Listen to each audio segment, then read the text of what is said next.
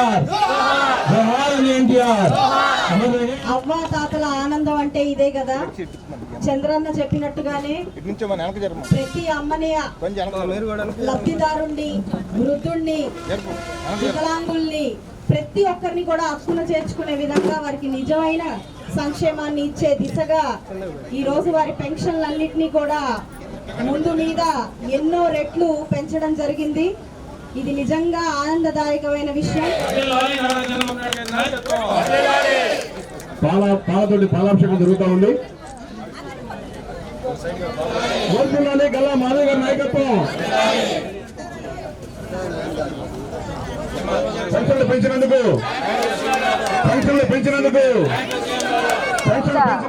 ఎన్నో రెట్లు పెంచడం జరిగింది. 2,000 రూపాయల నుంచి ఈరోజు 4,000 రూపాయలు పెన్షన్ పెంచడం జరిగింది.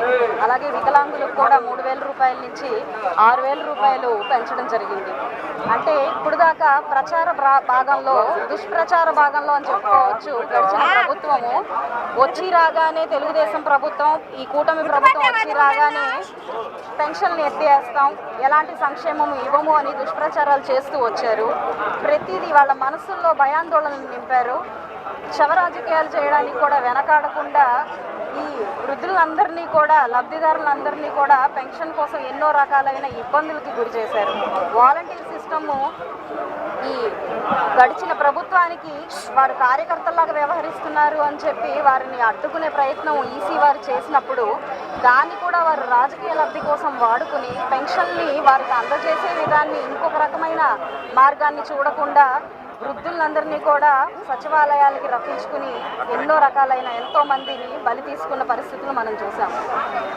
అలాంటి క్రమంలో కూటమి ప్రభుత్వం పూర్తిగా పెన్షన్లు ఎత్తేస్తుంది, పూర్తిగా సంక్షేమ కార్యక్రమాలను ఎత్తేస్తుంది అని చెప్పి దుష్ప్రచారాలు చేసి వాళ్ళని మనసులో భయాందోళన నింపడమే కాకుండా తీవ్ర ఆవేదనలకు గురి చేయడమే కాకుండా కొంతమంది ప్రాణాలను కూడా బలిగొన్న సంఘటనలు మనం ఎన్నో చూసాం. వాటన్నిటికీ చెక్ పెడుతూ చంద్రబాబు నాయుడు గారు వచ్చి రాగానే ప్రమాణ స్వీకారం అయిన మరుసటి రోజే పెన్షన్లు పెంచే దిశగా ఆయన సంతకం చేసి ప్రతి ఒక్కరి మనసుల్లో ఆనందాన్ని నింపారు. ఆయనకు సర్వతా ప్రతి ఒక్కరూ కూడా కృతజ్ఞతలు తెలుపుకోవాలి.